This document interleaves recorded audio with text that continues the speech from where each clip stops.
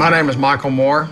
I live in Prosper, Texas, and my Flow Hives are in my backyard, and I really enjoy having them. I'm a retired engineer, retired from the aircraft industry up in Kansas. Yeah, I had bees when I was in Kansas, but they weren't mine, they belonged to somebody else. In Kansas, I had a bunch of fruit trees, and I always wanted to make sure they got pollinated. So that was one of the main reasons for getting the honeybees, was pollination, but the honey is a benefit of it.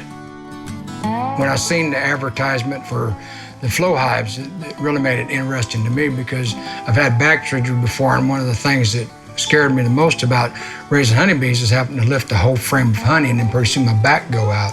I said, that'll make it easy so I can move a frame after I empty them. So that's why I was interested in it. I said, I'm gonna get in on that. I find it difficult not to go out there almost every day and open it up and see what they've done. Because it's amazing to get to watch them work and that stuff. So I think it'd be great for old men like me that got grandkids that want to see what's going on and do it safely and that stuff, without having to be in a complete bee suit. You can just watch them. I've watched my granddaughter sit there and watch them for 30 minutes just to see what they're doing. I have one grandson, he wants to be, I don't know what they call him, but he wants to study bugs. He wants to be a professor of bugs, is what I call him.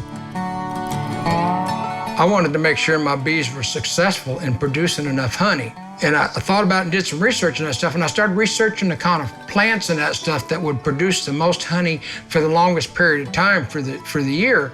I found out that and if I may, a sweet blossom clover, which you can sprout and just spread the seed out on the ground during the fall. If it sprouts early fall and let it sprout and that stuff, and the next summer it will produce flowers and blossoms. So I did a lot of research on the flowers and the plants that bees could use and found out real quick, don't plant anything with red flowers because bees can't see red. And I go, they can't see red? I said, okay, I'll take the word at it, but the yellow and the white flowers they love it. And of course, when I planted the clover, I'd go out there almost every other day to see if it was sprouting and how it was growing because I was so intrigued with it. Just walk out there and see what was going on, and I love to watch it start growing. So it's been a journey. I like to see things grow.